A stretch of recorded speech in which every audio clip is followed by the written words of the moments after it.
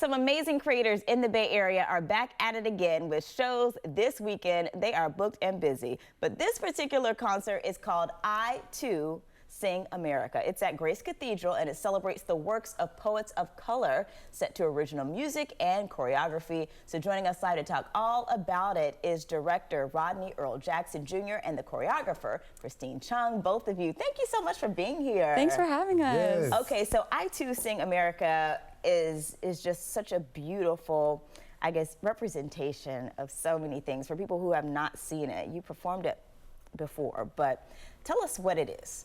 Yeah, it's a show that we produced in 2018, and we've been bringing it back almost every single year.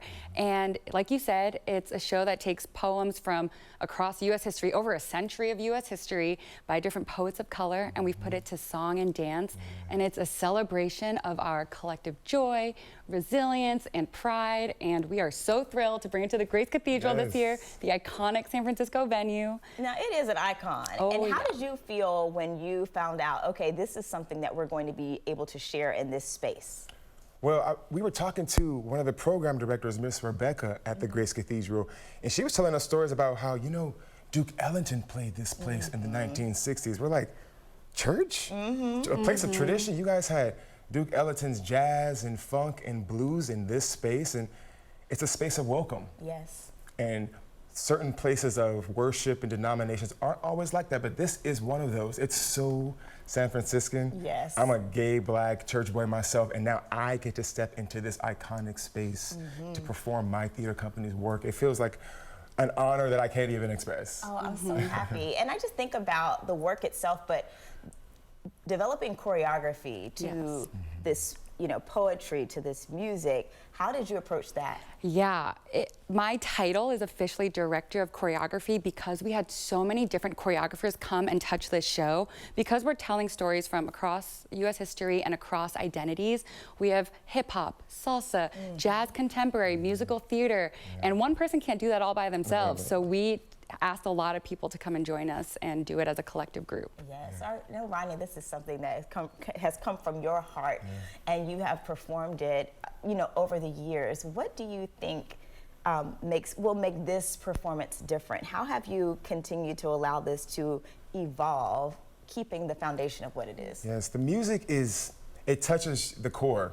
Othello Jefferson is a mastermind on the keys, and the spirit comes to him and he creates this music. And each time we perform it, it's almost like there's a whole new rendition or orchestration that's found. And we're like, we've been doing this for 5 years and there's something new. Yes. And that's what makes art so exciting. It's alive, and the audiences can experience that aliveness with us. Like, Grace is massive, and there's this immaculate like echo and reverb, and you can feel that energy, you know, on stage and in the audience. I'm so excited about this performance. You talk about what you feel. I'll ask both of you this. What, you can't control what people feel, but what do you hope when you step on stage and you think about, you know, everything you're putting together? What do you hope people feel and take away from this? Yeah, I love this show because we really feel connected to the audience when we're performing this. It feels just like this celebration, and people walk out of there singing, clapping, dancing along to our music. So we just want people to feel this sense of connection and joy as they leave our space. And it's okay to clap in Grace Cathedral. It you is. Don't need to do Yes, it, right? and hoot and holler and cheer us on. Yes. And our artists are like, you know, we are of, by, and for the community. So we get a lot out of this too. We get a lot out of this. Looking out into the audience and seeing people who look like us, talking, having communications with everybody across the community of San Francisco, looking at us, these black, brown, young faces singing these words in this space.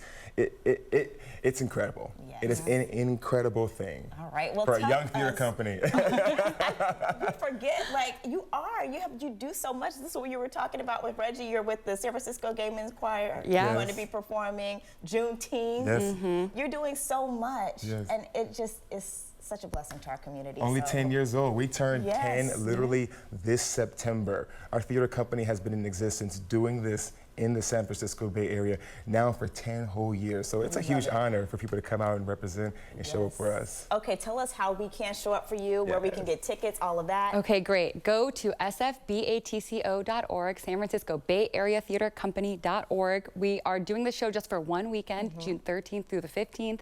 We only have 4 shows, so come on out. Wonderful. Thank you both for doing this and for coming and sharing it with us and our audience. We appreciate you. Yes. Thank you. We'll be right back.